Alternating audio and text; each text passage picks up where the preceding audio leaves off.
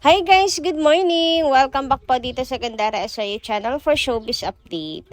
Ang tatalakayin nga po natin ngayon at pag-uusapan ay may kinalaman nga po dito sa bagong business na di umano'y tinayo at binuo nila Kim and Paula, mga kakimpaw, na naging dahilan para maging abala sila ng mga nakaraan di umano, mga kakipi. Ayan, ano kayang business to, mga kakimpaw? Pero bago pa lahat, sa mga di pa nakasubscribe sa ating channel, i-click nyo na ang subscribe button natin at notification bell na riyan sa baba para maging updated po kayo sa mga susunod nating magiging chika sa dalawa. So, eto na nga, pag-usapan natin ang mga nakalap nating balita para po sa araw na to, mga kakimpaw. At unahin na natin talakayin ang reactions at opinion ng mga fans hinggil sa mga previous updates. So, mula po ito kay Miss Mila Borja, mga kakimpaw, at sabi niya rito, Ma'am Gandara, ang ganda ni Kim. Bagong busilak ng mata ng mga fans. Solid senior. Lalo na nagsubaybay. Magulat na naman ang mga bashers, lalong nagningning ang superstar kasama ang Kim Pao. Masaya kami, mga senior fan. Happy kami, mga fans. Panatag na kami sa Kim Pao. Sorry na lang sa inggit. Piket ka na lang. Basta masaya ang Kim Pao, masaya na rin kami hanggang dulo. Abangan natin ang Kim Pao movie, teleserye, and teleserye. Si Lord ang bahala sa bashers. Basta maligaya lang tayo sa ating Kim Pao. Thank you so much, Miss Mila Borja, sa inyo pong comment. And grabe, sarap naman basahin ng inyo pong komentong ito, Ma'am Mila Borja, kasi sobrang positive lang. I know, and ganun talaga, ang mga mata rin po natin ay talagang nagniningning tuwing nakikita natin sila Kim and Paolo. Lalo na kapag kami bago na naman po silang success na tinatanggap sa kanilang buhay, mga kakimpaw. Of course, sapagkat nakasubaybay tayo sa kanila, 'di ba? Mga pinagdaanan po nila. Anyway, dumako naman po tayo dito sa balita nga po sa mga magbe-best friend, mga kakimpaw, na ang Becky, kung saan ay tila mayroon nga daw po hindi pagkakaunawaan sa kanilang relasyon, mga kakimpaw, para bang buwag na ang kanilang friendship, although hindi pa po ito confirmed na balita.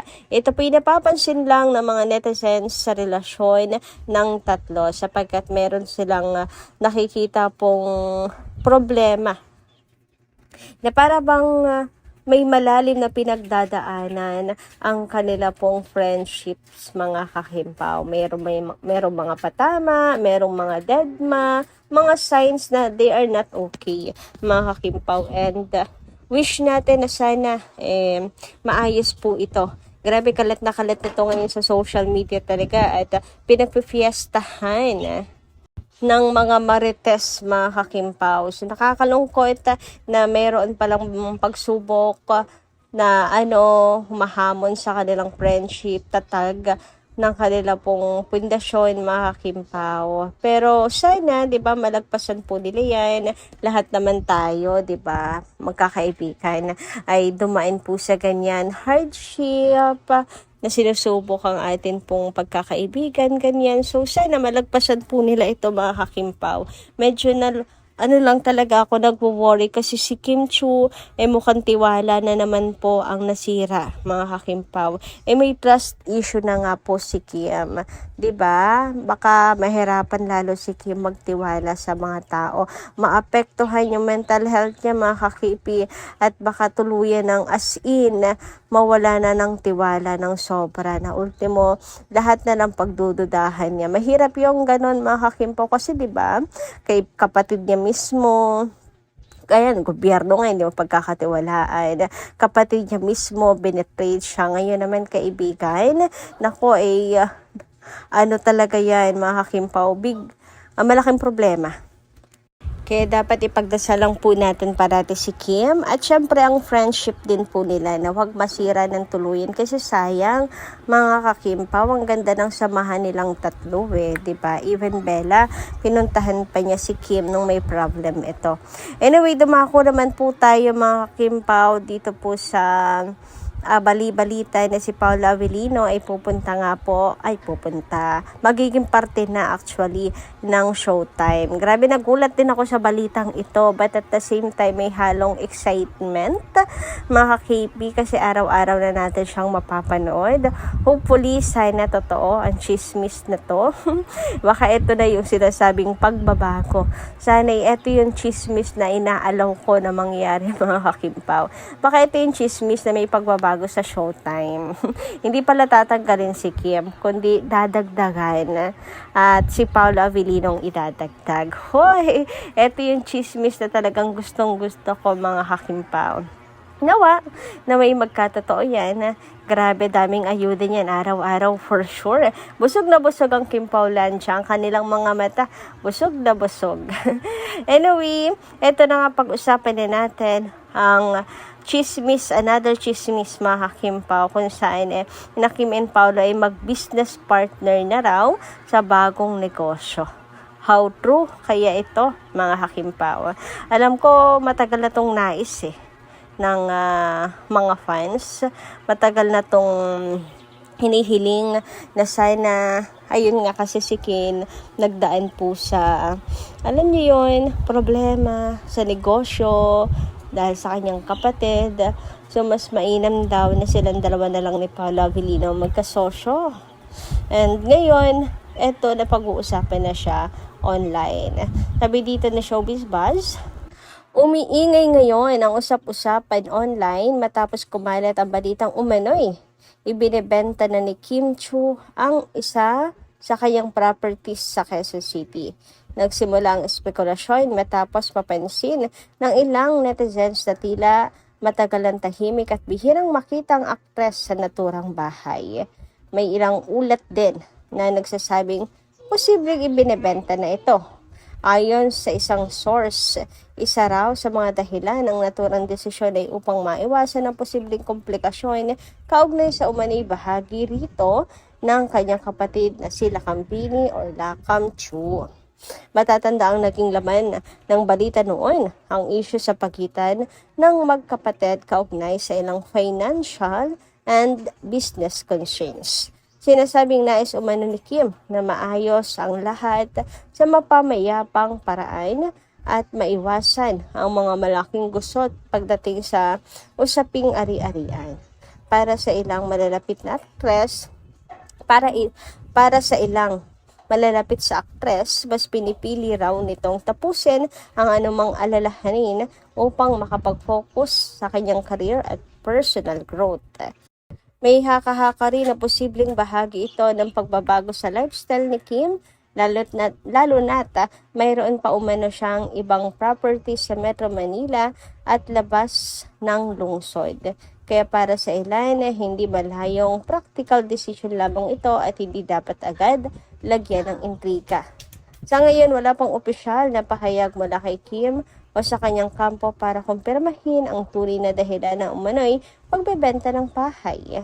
Habang tuloy ang espekulasyon, marami pa rin sa kanyang mga fans ang nagpapakita ng suporta kay Kim para sa kanila.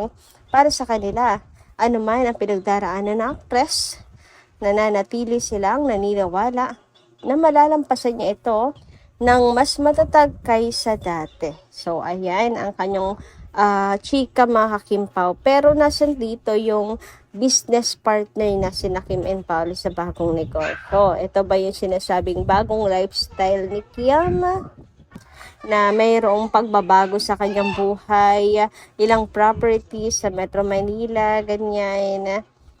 Pero ayun, dahil nabanggit na lang din naman dito sa picture na ang Kim Pao ay mag-business partner sa bagong negosyo, sana'y magkatotoo kasi dalangin talaga ito ng mga Kim Paulancias.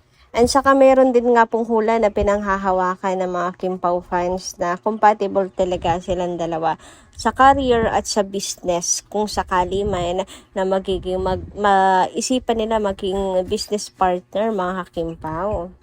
Kaya naman pinupush na rin niya ng mga fans na Kita rin naman at super compatible talaga silang dalawa. Kita nyo kung paano nag-boom ang kanilang career, mga kakimpaw. At sinundan pa ng marami pang successful events silang dalawa. Plus yung kanilang world tour, diba? Talagang napatunayan yung pagiging compatible nilang dalawa. So why not itry naman nila sa business? Samantala, dumako naman po tayo dito sa comment ni Mas Annalyn Hiccup. Sabi niya rito, hey ganda, aking pau forever. Talagang, ayan, pinagtataguan ng tadhana ang dalawa. Ano pong ibig niyo sabihin doon, madam, na pinagtataguan ng tadhana? Or baka pinagtatagpo ng tadhana? Sige lang, magtrabaho lang kayo, ha? Hindi ba ninyo alam na humingi ng tulong si Pao kay Angel para mapalapit kay Kim Chiu dahil kaibigan lang niya si Angel Locsin? So, ayan. Hindi ko alam yung tungkol doon. Pero, grabe yung dedication ng isang Paolo Avellino, ha? Para humingi ng tulong para mapalapit kay Kim Chiu. Talaga naman. Mula noon, talagang Kim Chiu ang itinitubok ng puso. Samantala, sabi naman ni Miss Dina La Fortesa, ganda na napanood mo ba yung kuda ng pinsan ni Paolo na vlogger? Name ay Burgis Abugre. Burgis. Natawag ko siya Bugret. Nilait ng husto si Kim at tinawag na BO. Iiwan daw ni Paolo si Kim dahil BO. May binanggit pa na mahaluan daw ng BO ang kanila. Grabe naman. Ang sobra naman nun. Pero naano ko nga yan, narinig ko yan, Miss Dina La Fortesa, at medyo masakit sa tenga talaga, as in. Kaya hindi ko pinag-focusan kasi alam kong masasaktan ako para kay Kim Chiu. But balita ko rin, ang karma, mga kakimpaw, ay dumating na. Kinarma na siya sa kanyang pampandalait kay Kim. Nabalitaan nyo na rin ba yun? Anyway, hanggang dito lang po muna ating update. Thank you so much guys sa pakikinig. And kita kas po muli sa mga susunod natin chika. Maraming salamat at ingat po palagi.